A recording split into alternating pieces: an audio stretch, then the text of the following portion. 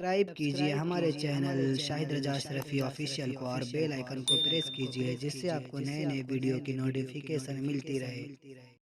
تو ناظرین، آج کا بیان حضرت مفتی سلمان اجہری کا بیان رہے گا کہ ہم مسلمانوں کو کس طریقے سے اپنی زندگی گزارنی چاہیے اور کیا ایسی عبادت کرنی چاہیے، تو پورا بیان ضرور سنیں۔ چلیے بیان شروع کرتے ہیں۔ ہے کہ تمہیں کاٹا گیا، تمہیں مارا گیا، نہ جانے ہم کتنی مسجدوں کے مینار گرتے ہوئے دیکھ رہے ہیں، کتنے اولیاء کاملین کے مزارات کو جلا کر خاک کرتے ہوئے دکھائے جا رہے ہیں، اور ہمارے امت کے ساتھ ہی نہیں، بانی اسلام کی عزت کے ساتھ مذاق یہ روزانہ نہیں چل رہا ہے۔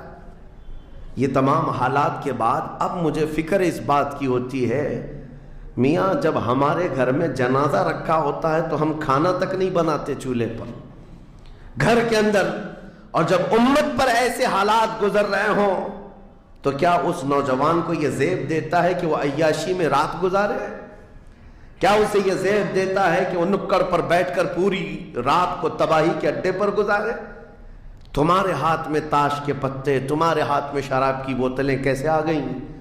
یہ امت وہ ہے، تمہیں میں بتاؤں، جنگ تبوک ایک جنگ ایسی ہے حضور پاک صلی اللہ تعالیٰ علیہ وسلم کی زندگی پاک میں 900 کلومیٹر کا فاصلہ ہے مدینہ طیبہ سے۔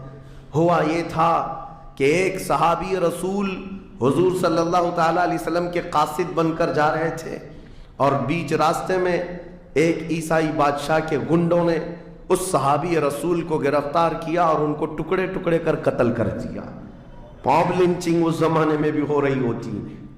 یہ خبر جیسے ہی مدینہ طیبہ پہنچی، وہ لوگ ایسے نہیں تھے کہ انا للہ پڑھ کر خاموش ہو جاتے ہیں۔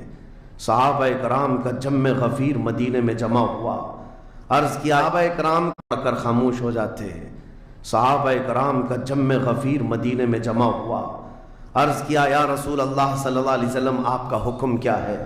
نبی کریم صلی اللہ تعالیٰ علیہ وسلم نے صحابہ کرام کو بھیجا، اس میں سپہ سالار کی تعداد کئی صحابہ کی تھی، اور جب یہ لشکر جرار مدینہ طیبہ سے نکلا 900 کلومیٹر دور چل کر کے گئے، اور وہاں جا کر کے جن لوگوں نے حضور اور لوگوں کو یہ میسج دیا تھا کبھی حضور کے غلاموں کی طرف چھیڑ خانی نہ کرنا ورنہ پورا مدینہ باہر آ جائے گا۔ یہ یونٹی، یہ اتحاد، ان کے اندر یہ احساس میرے آقا صلی اللہ تعالیٰ علیہ وسلم نے پیدا کر رکھا تھا کہ کل مؤمن جسد واحد۔ حضور صلی اللہ تعالیٰ علیہ وسلم نے فرمایا کہ پورا جتنے مومن ہیں وہ سب ایک جسم کی طرح ہیں، ایک جسم کی طرح ہے۔ اذا اشتکى عضو تداعى له سائر الجسد بالسهر والحمى، جیسے ایک پارٹ کو اگر درد ہوتا ہے تو پورے جسم میں بخار آتا ہے۔ مومنوں کی کیفیت یہ ہونی چاہیے، لیکن احساس دھیرے دھیرے ختم ہوتا چلا گیا۔ آج ہماری پستی کا ایک سبب یہ بھی بتایا جاتا ہے، جس کو شاعر نے کہا تھا، قوت فکر و عمل پہلے فنا ہوتی ہے جب کسی قوم کی شوکت پہ زوال آتا ہے۔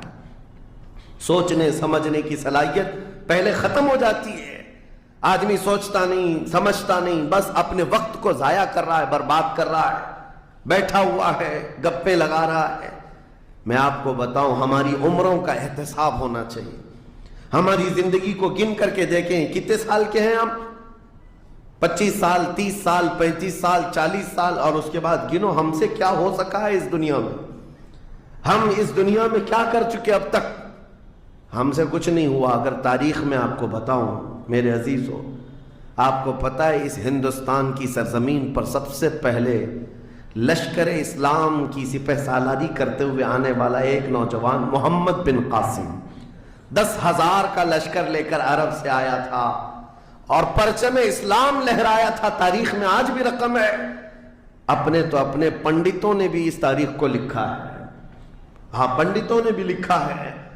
اور یہ محمد بن قاسم 10,000 کی سپہ سالاری کے ساتھ ہندوستان میں آ کر اسلام پھیلایا۔ عمر کیا تھی؟ صرف 19 سال کی عمر تھی۔ 19 سال کی عمر میں یہ عظیم کارنامہ انجام دینے والا، انہوں نے اپنی عمر کا صحیح استعمال کیا، اپنی ایج کو برباد نہیں کیا، ضائع نہیں کیا۔ طارق بن زیاد، جس کا یورپ بھی قائل ہے، جبل الطارق آج بھی ایک مقام ہے یورپ میں، جس کو جبرالٹر کہا جاتا ہے، یہ حضرت طارق بن زیاد کے نام سے ہے، یہ پہلا سپہ سالار ہے جس نے پوری دنیا کے سامنے وہ عزم پیش کیا تھا۔ یورپ کی سرزمین پر جب کشتیاں لے کر پہنچے تھے یہ مومنین کی تعداد، وہ طارق بن زیاد ہی ہے جس نے پوری کشتیوں کو آگ لگا دیا تھا، کہا تھا کہ ہم پیچھے مڑ کر جانے والوں میں سے نہیں ہیں۔ جتنے ساتھ آئے تھے سمندر پار کر کے، کشتیوں کا سفر تھا، کشتیاں لکڑی کی بنی ہوئی، آگ لگا دیا اور کہا اب اس عزم کے ساتھ اترو، یا تو ہماری قبر بنے گی یا تو ہمارا جھنڈا لہرائے گا۔ میرے عزیزو، عمر 22 سال کی تھی، طارق بن زیاد، اور ایک دو نہیں، میں تمہارے سامنے مثالیں رکھوں۔ ہندوستان کی سرزمین پر ایک ولی کامل کی آپ کو میں تاریخ اگر بتاؤں، جو سرکار سیدنا غریب نواز رضی اللہ تعالیٰ عنہ سے بھی 200 سال پہلے اس ہندوستان کی سرزمین پر تشریف لائے اور اسلام کی خاطر لڑتے لڑتے شہید بھی ہو گئے، اور جن کا لقب سلطان الاولیاء ہے، سیدنا سالار مسعود غازی رحمۃ اللہ علیہ، ان کے متعلق یہ فرمایا گیا وہ سلطان الاولیاء ہے، ہندوستان کے اولیاء اکرام کے بادشاہ کی حیثیت ہے۔ سرکار غریب نواز سے بھی پہلے آئے، لیکن ان کی عمر ان کی شہادت کے وقت 19 سال کی تھی۔ صرف 19 سال کی عمر میں وہ مقام عظیم پا لیا۔ ہماری تو زندگی کی عمریں پتہ نہیں کتنی چلی گئیں، اور ہم میں سے کوئی کارنامہ نہ ہو سکا، کارنامہ نہ صحیح، زندگی گزارنے کا سلیقہ بھی نہیں آ سکا۔ کارنامے نہ ہو تو الگ بات ہے، لیکن مسلمان تو بن جاتا کوئی۔ عزیزان گرامی وقار، میں آپ کو ایک بات بتا دوں، جو زندگی ملی ہے کچھ ایسا کر جاؤ کہ تمہاری تاریخ رقم ہو جائے، ورنہ قبرستان جا کر کے دیکھنا، وہاں تو لکھے ہوئے کتبے بھی مٹ گئے، قبروں میں کون سویا ہے ان کو بھی لوگ فراموش کر چکے، بھول گئے، سب بھول گئے۔ لیکن کچھ ہستیاں ہیں جو ہمیشہ آباد رہتی ہیں، یہ وہ لوگ ہیں جنہوں نے اس روئے زمین پر اپنی ذات کے لیے نہیں، اللہ کی رضا کے لیے جیا کرتے تھے، اللہ کی رضا کے لیے جیا کرتے۔ آج میں یہ بات کہنا چاہتا ہوں نوجوانوں سے، تمہیں پتہ ہے ممبئی کی سرزمین پر لاکھوں نوجوانوں کی تعداد ہے، میں جانتا ہوں، لیکن ان میں سے کوئی انقلابی نوجوان ہو، کوئی دین کی طرف بڑھنے والا، حساس دل رکھنے والا کیوں نہیں؟ خاص طور پر آپ کے ان علاقوں میں تو نشہ اتنا عام کر دیا گیا ہے، ہم دور دراز علاقوں سے سنتے ہیں کہ مسلمانوں کی میجورٹی والے علاقے، یہاں نشہ بکتا بھی ہے، کرتے بھی ہیں، رات بھر اسی میں پڑے رہتے ہیں۔ کس نے اس دنیا میں تمہیں ملوث کیا ہے؟ یہ وہ قوم ہے جو قیصر و کسریٰ کو گھٹنے پر لے آئی تھی، یہ وہ قوم ہے جس نے دریائے دجلہ میں گھوڑے دوڑا دیے تھے، یہ وہ قوم ہے جس نے افریقہ کی جنگلوں میں بھی اذانیں دی تھی، یہ وہ قوم ہے جس نے یورپ کے کلیساؤں میں کلمہ توحید کو بلند کیا تھا۔ لیکن آج اسی قوم کی حال یہ ہے کہ دنیا ہر گھڑی ہمارے اعمال کو نشانہ بنا کر کے ہمیں ڈیگریڈ کرتی جا رہی ہے۔ سمجھ جاؤ میرے عزیزو، کب تک اس زندگی کا اس طرح سے چلے گا؟ کیونکہ میرے آقا صلی اللہ تعالیٰ علیہ وسلم کو آج آپ کے سامنے میں یہ بات رکھتا ہوں، حضور اکرم ہم تو سنی ہیں، حضور اکرم صلی اللہ تعالیٰ علیہ وسلم اپنی قبر پاک میں زندہ ہے، لیکن یہ بات بھی سمجھ کے چلو، حضور نے فرمایا ہر جمعرات کو میری پوری امت کے اعمال میرے پاس پیش کیے جاتے ہیں، تم میں سے، ہم میں سے، سب کے اعمال ہر جمعرات کو حضور کے پاس فرشتے سناتے ہیں، فلاں بن فلاں نے ہفتہ بھر یہ کام کیا ہے۔ حضور فرماتے ہیں اگر برے اعمال پیش ہوتے ہیں تو مجھے غم ہوتا ہے، میں استغفار کرتا ہوں اللہ کی بارگاہ میں، اور اچھے اعمال آتے ہیں تو شکر بجا لاتا ہوں، اس کے لیے دعا کرتا ہوں۔ عزیزان گرامی وقار، کبھی پلٹ کر کے زندگی میں دیکھنا کتنے جمعرات ایسی چلی گئی ہوں گی جس میں ہمارے کون سے اعمال فرشتے لے جا کر کے سنا رہے ہوں گے۔ حضور اکرم صلی اللہ تعالیٰ علیہ وسلم کی بارگاہ میں جب ہمارے اعمال یہ کہہ کر سنائے جائیں، آقا آپ کا فلاں امتی بے خبر ہے، نہ نماز پڑھتا ہے، نہ ہی آپ پر درود پڑتا ہے، نہ ہی وہ کبھی نیکیوں کی طرف آتا ہے، وہ تو گانوں کی دھن پر جی رہا ہے۔ صبح اٹھتا ہے، شام ہوتی ہے تو اس کو تو فلموں کے نغمے یاد ہیں، آپ کا کوئی قول یاد نہیں۔ بتاؤ میرے آقا صلی اللہ تعالی علیہ وسلم کو فرشتے جب ہمارے متعلق یہ خبر دے رہے ہو، کیا حضور پاک صلی اللہ تعالی علیہ وسلم کو اس بات کا قلق نہیں ہوتا؟ یہ وہ امت ہے جس کے لیے میں رات رات بھر کھڑے ہو کر دعا کرتا تھا، آج یہ ہم کو فراموش کی ہوئی ہے۔ زندگی گزارنے کا مقصد سمجھ جاؤ میرے عزیزوں، اسی لیے میں آپ کو کہتا ہوں کہ زندگی یہ نہیں ہے، حضور تاج الشریعہ رحمت اللہ علیہ نے فرمایا زندگی یہ نہیں ہے کسی کی کسی کے لیے، زندگی ہے نبی کی نبی کے لیے۔ نہ سمجھ مرتے ہیں زندگی کے لیے، جینا مرنا ہے سب کچھ نبی کے لیے۔ جو لوگ یہ سمجھ جائیں اس نقطے کو، انہوں نے زندگی کی مرادوں کو پا لیا ہے، وہ حصولیاب ہو چکے ہیں۔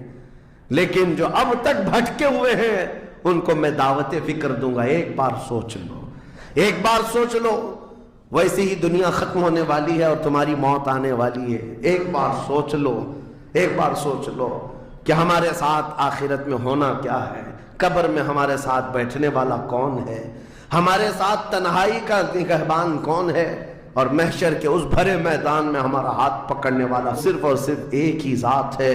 کون دیتا ہے دینے کو منہ چاہیے، دینے والا ہے سچا۔ حضور پاک صلی اللہ تعالی علیہ وسلم کی طرف لو لگا دو۔ اس کو جن لوگوں نے اپنی زندگی میں پہچان لیا وہ امام اہل سنت بن گئے، مجدد وقت بن گئے۔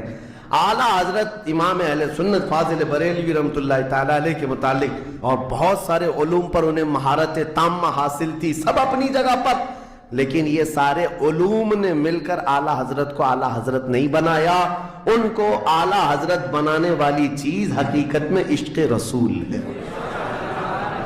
حضور پاک صلی اللہ تعالی علیہ وسلم سے بے انتہا لگاؤ، یہ مقام پیدا کر دیتا ہے، یہ مقام۔ ورنہ عالم تو بہت سارے کتاب جاتی ہے، دنیا اسے پہچاننے لگ جاتی ہے، زندگی کا مقصد وہ سمجھ گئے۔ خان وعدہ اعلیٰ حضرت سے ان کے پوتوں تک بھی یہ فکر پہنچی۔ تاج الشریعہ نے فرمایا بلہوری اچھی نہیں، تم جو سوچ رہے ہو زندگی کے طور طریقے ایسے ہونے چاہیے ویسے ہونے چاہیے، گزار لو جتنے دن چاہے، بڑے بڑے بنگلوں میں، بڑی بڑی گاڑیوں میں، بڑی جائیدادوں میں، لیکن زندگی میں وہ عزت نہ پاؤ گے جو میرے مصطفیٰ کے قدموں میں ملے گی، جو حضور کی غلامی میں ملے گی، وہ عزت نہیں پا سکتے۔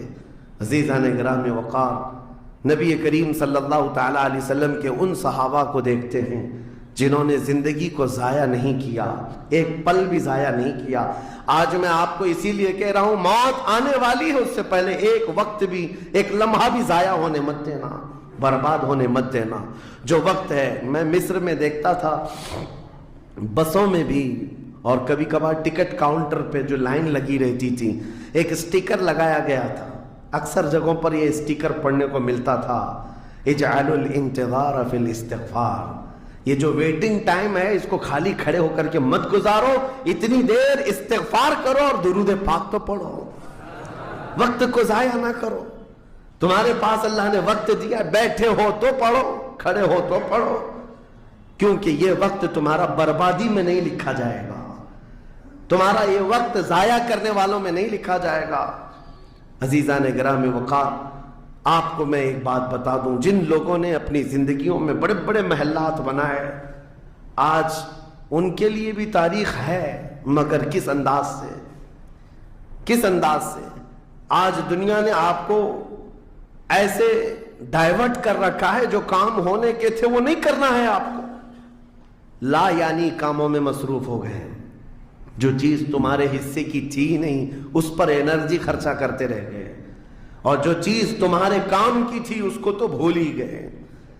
آپ کو میں ایک بات بتا دوں، ہو سکتا ہے شاہ جہاں نے تاج محل بنایا، اور پھر بادشاہ قطب الدین کے زمانے کے نشانیاں موجود ہیں، لال قلعے بن گئے، قطب مینار بن گیا، بڑی بڑی عمارتیں ہیں، لوگ اوپر سے نیچے دیکھنے کے لیے آتے ہیں، لیکن میں یہ کہتا ہوں یہ کوئی کمال کی چیزیں تھی نہیں، کمال کی چیزیں تھی نہیں۔ लाखों लोगों की मेहनतें भी लगी, पैसा भी लगा और बड़ी इमारतें खड़ी करके चले गए। हजारों की तादाद में ताजमहल में लोग जाते होंगे। तारीख तो लोगों को थोड़ी बहुत तो पता होगी कि अपनी बेगम की मोहब्बत में बनाया हुआ एक महल है और बेगम की कब्र भी वहाँ है, लेकिन जाने वाले कभी किसी को सुना ही नहीं कि एक फातिहा भी कोई पढ़ता हुआ नजर आता है। वो तो पिकनिक पॉइंट है, टूरिस्ट एरिया है, जाए देखे आए। लेकिन मेरे अजीजों, ये बड़े बड़े महलात अपनी नामोरी के लिए बनाकर तो चले गए, लेकिन आओ बरेली शरीफ की सरजमीन पर एक मदरसा जो आला हजरत ने बनाया, मुबारकपुर की सरजमीन पर जामिया अशरफिया जो हुजूर हाफिज मिल्लत ने बनाया, ये इमारतें आज भी दावत दे रही हैं। एक दो नहीं, हर साल हजारों की तादाद में आलिम और मुफ्ती वहां से निकला करते हैं। ये काम की चीजें थी जो बुजुर्गों ने कर दिया कि उम्मत को ऐसा कुछ दे जाओ कि वहां से आने वाला कुछ फैज उठा करके जाए। ताजमहल लेकर के क्या करना है? पैसे कमाना है या टूरिस्ट एरिया बनाना है? लेकिन एक ऐसा इदारा जिसमें पढ़ करके दुनिया रोशन होती और आखिरत भी रोशन होती।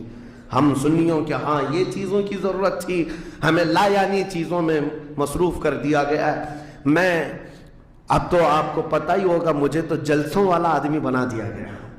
जहां देखो प्रोग्राम जलसे। मैं असल में जलसों वाला आदमी था ही नहीं। मैं फील्ड वर्क करना पसंद करता हूँ, किसी इलाके में रह करके कुरान की तफसीर करना। होंगे यहाँ पर भी बिहार बंगाल वाले, सब होंगे। बिहार वाले, बंगाल वाले, झारखंड वाले इतने जलसे करते हैं, 365 दिन भी अगर उनको तारीख दी जाए तो भी कम है। एक एनालाइज करने वाले बिहार के रिपोर्टर हैं, उन्होंने रिपोर्ट ला करके हमारे सामने बताई कि हजरत 2022 में स्टेट ऑफ बिहार में 4000 जलसे हुए। 4000 जलसे। मैं इनका मुखालिफ नहीं हूं, लेकिन एक फिक्र आपको बता रहा हूं। 4000 जलसे, जिनमें से हर जलसे का कम से कम खर्चा 5 लाख रुपए, उससे कम खर्चा करते नहीं। 6-6 महीने चंदा करते हैं, उसके बाद बड़ा जलसा करते हैं। कैलकुलेशन करके देखा गया तो साल में 2000 करोड़ रुपए खर्चे हुए।